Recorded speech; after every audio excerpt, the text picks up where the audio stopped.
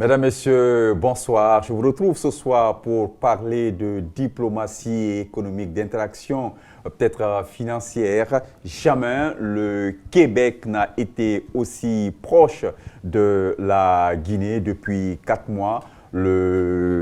Cette province francophone du Canada est représentée à Dakar par un Guinéen de naissance. Yaya Touré entame une tournée de prise de contact dans les 12 pays qu'il couvre par Conakry. Cela à un moment où le gouvernement du Québec veut intensifier, veut augmenter les échanges avec le continent. Quels sont les atouts qu'offre cette province francophone du Canada et quelles opportunités la Guinée présente, la Guinée qui en ce moment a le taux de croissance le plus élevé du continent? Réponse dans un instant avec mon invité. Monsieur Touré, bonsoir. Oui, bonsoir. Tout heureux de vous recevoir sur ce plateau ici en Guinée. Merci de me donner cette opportunité. Vous êtes un spécialiste très reconnu dans le domaine des montages financiers les plus complexes. Aujourd'hui, vous êtes le délégué général du Québec basé à Dakar. Vous avez 12 pays sous votre couverture. Oui. Et là, vous êtes en Guinée. C'est vraiment avec beaucoup de fierté que vous êtes accueilli dans ce pays. Effectivement, je suis de naissance guinéenne. J'ai quitté ici quand même à un âge relativement bas. Et je suis allé faire mes études au Canada. Comme je le disais tout à l'heure, le Québec est une des provinces, je dirais même une des nations les plus ouvertes au monde. Donc c'est une nation, un pays, certains diraient, qui m'a accueilli, qui m'a tout donné. Je suis diplômé des HEC, comptable finance, CPA. Évidemment, quelqu'un a fait confiance à moi, m'a pris sous ses épaules, comme toute bonne personne pourrait le faire, et puis m'a fait grandir, m'a exposé et m'a testé. De sorte qu'avec le temps, tu finis par être incontournable dans le processus de financement. Donc, j'ai eu l'opportunité au cours de ces années d'être impliqué dans beaucoup de montages financiers, dans des projets difficiles aussi, il faut le dire, parce que en général, dans mon cas, moi, quand je fais un financement, la moyenne c'est 50 millions de dollars. Quand mon ticket d'entrée, c'est 50 millions, donc c'est des gros projets qui nécessitent une vue d'ensemble et puis qui nécessitent certaines compétences qu'on ne peut pas retrouver facilement. Mais avant ça aussi, j'étais très, très, très proche des PME et c'est la raison pour laquelle dans ma délégation, vous avez M. Dubé, justement, qui veut s'investir en Guinée. Et quand je l'ai vu la première fois, le contact s'est établi parce qu'il dit « Toi, tu parles un langage que je comprends. Tu n'es pas politicien, pragmatique, un homme de terrain. » Cet homme de terrain, quand même, a bénéficié de cette confiance d'une coalition politique qui dirige le gouvernement québécois depuis 2018 et qui a une nouvelle vision dans les relations du Québec avec le monde. Focus aujourd'hui maintenant sur l'Afrique. Pourquoi pas? Ouais.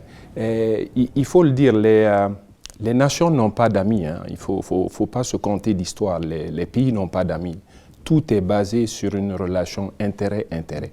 Il faut qu'en Afrique, qu'on comprenne ça une fois pour toutes. C'est vraiment une question d'intérêt. Il n'y a pas une histoire de relation d'amitié historique pour baser des jugements qui vont entraîner des financements importants. Ça peut arriver, mais à la fin de la journée, le pragmatisme fait en sorte que nous, c'est ce côté-là qu'on vise. Intérêt, il faut que tout le monde trouve son compte là-dedans. Le Québec, au cours des dernières années, est dirigé, a élu des hommes d'affaires, des femmes d'affaires, qui dirigent le pays. Et quand vous êtes homme d'affaires ou femme d'affaires, je les appelle généralement les gens d'affaires pour éviter cette dichotomie homme-femme, c'est le concret, le pragmatisme, le end result qui compte. Donc, tu mets les bonnes personnes à la bonne place avec... Je vous vois ici parler de contrat de performance. Il faut livrer. Si tu n'es pas capable de livrer, ça a un impact, ça se voit. On amène quelqu'un d'autre qui peut livrer. Donc, notre fonctionnement, notre mindset, comme le diraient les anglophones, c'est cela. Donc, c'est le pragmatisme. Aujourd'hui amène le politique québécois, hier très réservé, à s'intéresser à l'Afrique. Et là, vous avez eu des entretiens intenses avec les autorités guinéennes en 2-3 jours et vous n'avez cessé de leur dire que la Guinée est une priorité pour le Québec. Ouais. Pourquoi? Ouais, très important. Le Québec, comme je le disais, le Québec a décidé d'être un acteur économique important dans la sous-région, dans l'espace francophone. Et quand vous arrivez en Afrique de l'Ouest, dans la délégation que je dirige couvre 12 pays. On ne peut pas tout faire en même temps. Il faut prioriser. Donc, quand j'ai eu ma rencontre avec le Premier ministre avant ma nomination, je dis, Monsieur le Premier ministre, vous savez, moi, je ne suis pas un politicien. Je suis un homme pragmatique, un homme de terrain. C'est les résultats qui comptent à la fin de la journée. Est-ce qu'on est capable de travailler dans cette mouvance? D'ailleurs, en décembre dernier, la carte d'affaires qu'il a signée lui-même de ses propres mains, le Premier ministre québécois. Le Premier ministre québécois, M. François Legault, dit « M. Touré, je compte sur vous pour augmenter le niveau des exportations du Québec en Afrique de l'Ouest. » Et j'ai pris cette carte-là, je l'ai montrée à chacun, à tout le personnel. Je dis, regardez, on n'est pas ici pour faire la politique, c'est l'économique. Donc je reviens au niveau des priorisations.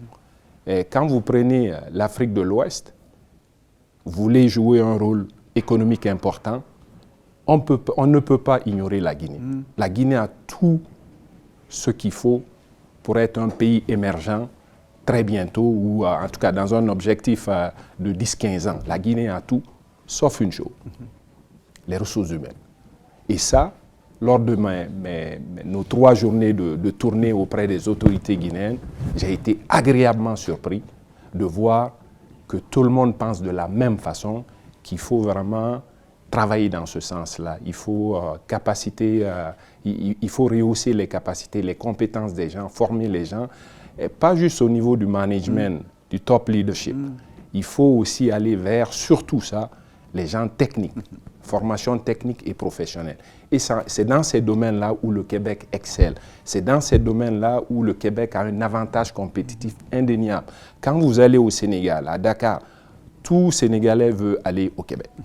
Et quand on est ici, on fait la tournée, on se dit, ben, au fond, ce n'est pas différent du Sénégal. Tous les Guinéens, en tout cas dans l'administration présentement, je vois qu'il y a un lien avec le Québec. Donc ça veut dire qu'on a un potentiel, nous, Québécois, ici, qu'on n'exploite pas. Les gens qui sont allés chez nous au Québec, qui sont revenus dans leur pays d'origine et qu'on n'arrive pas à capitaliser sur ces gens-là. Donc, c'est l'approche là qui change. C'est une des approches qui va changer. C'est nos meilleurs ambassadeurs sur le terrain, parce qu'ils comprennent le langage, le dynamisme qui fait la distinction du Québec, le pragmatisme nord-américain auquel ils sont déjà habitués, le langage, le discours qui se fait au Québec. Et ils ont aussi un avantage. Ils connaissent la réalité du terrain.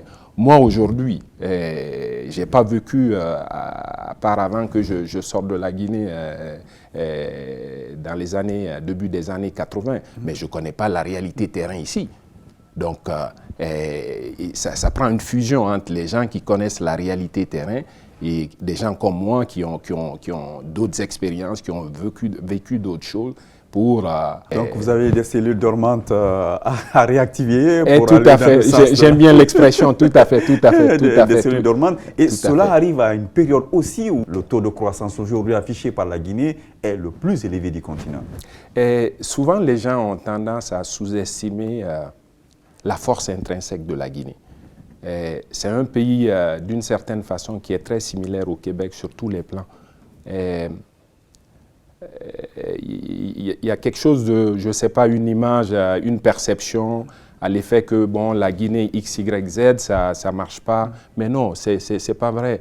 On voit les changements qui se font ici. Vous vous rappelez très bien, j'imagine, 10 ans passés, les hôtels. Juste prenez les hôtels. Là. On est à l'hôtel Kaloum. Ça n'existait pas là. Il y a plusieurs hôtels ici. Là. Déjà là, c'est un changement. Et honnêtement, le chapeau, je le donne au président de la République. Le cadre d'investissement. Bon, je prends le secteur minier. Le secteur minier a été dormant pendant plusieurs années. Bon, là, la Guinée, au niveau de la bauxite, et c'est juste une partie. Et je peux vous parler du minerai de fer. J'ai financé beaucoup de projets de mines de fer. Et la Guinée, il n'y a pas quelqu'un qui est impliqué dans le secteur minier qui ne connaît pas le projet Simandou. Sur la planète, tout le monde, c'est le méga projet et tout le monde veut que ça se matérialise. Ça va se matérialiser parce que je vois quand même des choses qui se font. Peut-être ça prendra un peu plus de temps, mais il y a une volonté. Au niveau de l'électrification, quand vous faites l'électricité, ça ne se fait pas en 24 heures, là. C'est dans le temps. Hein? C'est sûr, comme consommateur, comme population, on veut l'avoir, on veut l'électricité tout de suite, on veut tout now. Mais ce n'est pas comme ça, c'est des grands projets qui ont un impact sur l'environnement, qui ont un impact qui coûte beaucoup d'argent. Donc il faut structurer, il faut des gens techniques aussi pour réaliser. Donc, mais on le voit aussi. Avant, à Conakry, le courant, il fallait être un privilégié.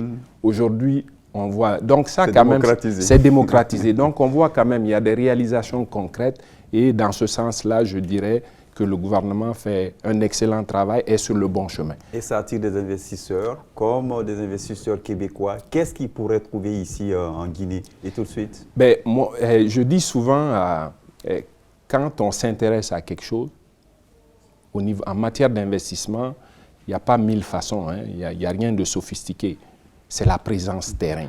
Le Québec, et moi c'est le discours que je tiens, si on veut se distinguer en Guinée, il faut qu'on soit présent. Donc,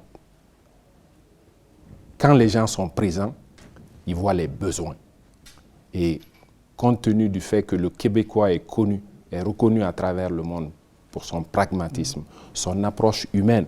On en parlait juste avant qu'on aille en onde. Le Québec est la société la plus ouverte au monde. Quelqu'un comme moi, imaginez-vous. Qui arrive avec son baccalauréat? Avec son baccalauréat, mais à l'époque, les baccalauréats guinéens, c'était le top. Hein, c'était le top. Vraiment, moi, ça m'a aidé parce que ça m'a donné, surtout en sciences, ça m'a donné la base de sorte que j'avais le choix. Bon, je ne sais pas, je ne connais pas la situation aujourd'hui, mais je n'ai pas eu de difficultés, moi, dans les études.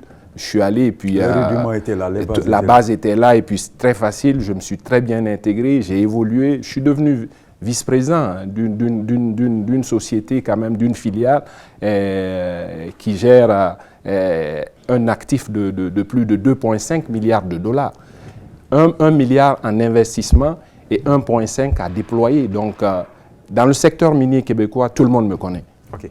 Donc, avec les investisseurs miniers, c'est vrai, vont venir. Déjà, ils étaient un peu dans de l'or, même si c'était un peu dispersé. Oui. Et la Guinée, elle, comme vous l'avez dit, elle a un problème au niveau des ressources humaines, le capital humain qu'elle veut développer. Et le Québec a vraiment les outils, une renommée internationale à la matière. Est-ce que tout de suite, le Québec s'engage à mettre à disposition, à créer un pont pour faciliter ce transfert de savoir-faire? Oui, je reviens sur la présence sur le terrain parce que je pense que c'est le catalyseur.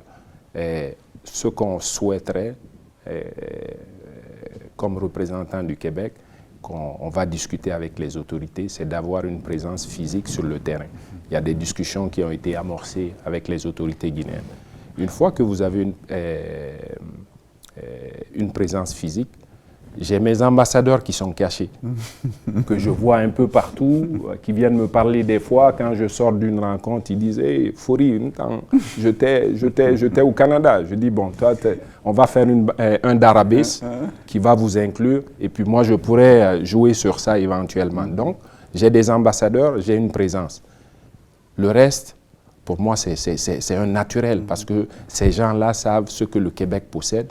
Et on va amener le système éducatif québécois ici. Vous l'avez au Sénégal. Le système des ISEP au Sénégal, c'est inspiré du modèle québécois. Ici, l'ENA, la réforme de l'ENA qu'il y a eu, c'est l'ENAP du Québec qui l'a lancé. Donc tout est là. Et puis là, on est en discussion aussi avec la Fédération des cégeps du Québec pour certaines écoles de formation professionnelle qui vont être lancées bientôt. Donc moi, honnêtement, je suis très confiant. Et je veux vraiment que les Guinéens aient confiance en eux-mêmes. Et la présence québécoise ne sera pas une forme de représentation, genre diplomatique, politique. Ce sera une maison, par exemple, des entreprises. Ce sera plus vraiment pragmatique. Hein? Forcément, toute représentation québécoise qui va être ici va être du concret, du pragmatique et des gens qui aiment à la fois le Québec et qui aiment leur pays d'origine aussi, qui est la Guinée. C'est important ça. Il faut que les gens apprennent à aimer leur pays parce que si vous n'aimez pas votre pays, vous ne ferez rien chez vous. Et le soft power québécois s'exprime aussi dans la culture, cette diversité. La Guinée aussi a un potentiel. Est-ce que cela intéresse pour ce départ-là la partie québécoise? Oui, vous parlez de culture. Quand vous allez, et puis les gens peuvent vous le dire, hein, si vous vous promenez, ils vont vous le dire. Je vais juste revenir sur la partie culture. Il y a un nightclub à Montréal qui s'appelle le Balatou. C'est détenu par un Touré. Okay. Tout le monde connaît ce Touré-là. Je ne sais pas si c'est un Touré de Moria ou mais c'est un Touré qui a eu, je pense, l'Ordre du Canada, une distinction. Peut-être je me trompe là-dessus, mais il y a eu une reconnaissance des autorités québécoises et canadiennes. Donc ça vous démontre jusqu'à quel point la Guinée, le Guinéen peut s'intégrer facilement au système québécois. C'est une société ouverte. Oui, il y a des petites difficultés, il y a des petits enjeux de temps à autre, comme on le voit dans toutes les sociétés, mais l'humain est important au Québec. Tout est centré sur l'humain. L'approche humaine fait en sorte que moi, quand je vais avec mes collègues, je ne veux pas qu'ils m'appellent monsieur le délégué. Je ne veux pas qu'ils m'appellent monsieur Touré. Je dis, c'est mon père qui s'appelait monsieur Touré. Moi, je m'appelle Iya, c'est mon identité et je ne veux pas la perdre. Et je suis très fier, partout où je suis, de dire que je suis guinéen aussi. J'ai la chance, quand... J'ai grandi à Dabola. Exactement. Mes amis de Dabola, bonjour. Ma grande famille à Dabola, j'ai passé de belles années. Moi, j'ai en moi, et c'est l'avantage que j'ai en moi le Silla. Je suis Silla. J'ai Souma. J'ai Bari. J'ai Touré. J'ai Ndiaye. Donc, qu'est-ce que... Et j'oublie, j'ai mes 2 nations adoptives. Donc, qu'est-ce que vous voulez demander de plus? Le Québec ne fait pas cette distinction-là. Vous avez dans mon premier conseiller, M. Cadieux, quand je suis en rencontre, je dis, ben, c'est notre doyen ici, c'est le plus africain des Africains. Et il est très, très fier de s'affirmer, de s'identifier comme ça. Donc ça démontre jusqu'à quel point l'approche humaine, la proximité qu'on peut avoir comme collègues ensemble, et c'est ce qui facilite le travail terrain. Demander n'importe, tu n'as pas besoin d'aller à l'université pour ça. C'est ce qu'on est. Et je suis convaincu, je représente la majorité des Guinéens dans ce sens-là. Des Guinéens sont comme ça aussi. Ils ont une approche humaine. Et là, les contacts que vous avez entrepris avec les différentes autorités, vraiment, vous a encore remis beaucoup plus en confiance dans la réussite de vos objectifs. D'ailleurs, je le disais à un des ministres hier, je dis, bon, monsieur le ministre, vous avez un passé québécois, donc vous, quand je suis dans vos bureaux, je me sens chez moi. Je ne ferai pas un langage politique avec vous, je vais vous parler dans le blanc des yeux, c'est l'expression qu'on utilise pour se parler franchement, directement. Et je disais, le travail que je fais, vous pourriez le faire, vous pourriez même le faire mieux que moi. Donc, mais ce qui est important pour nous tous, c'est qu'on a 2 nations. On a la Guinée, on a le Québec. Faisons en sorte que la Guinée puisse profiter des avantages compétitifs du Québec. C'est ça qui est important. Et le Québec, le Canada, en Afrique de l'Ouest, quand on parle du Canada, c'est Québec 100%. Donc on n'a pas ce complexe-là. On aime l'Afrique. Et bon, le Québec, c'est ça aussi, c'est ça aussi. Merci, Iya, monsieur le délégué, mais on m'interdit de dire monsieur. Merci à tous ceux qui ont suivi cet entretien exclusif avec le délégué général du Québec basé à Dakar, notre compatriote Iya Touré. C'était un plaisir, monsieur Touré, de vous recevoir. Merci à vous, c'est grandement apprécié et puis continuez le beau travail que vous faites. Passez une excellente suite de programmes sur les antennes de la télévision nationale. Merci. À la prochaine avec un nouvel invité.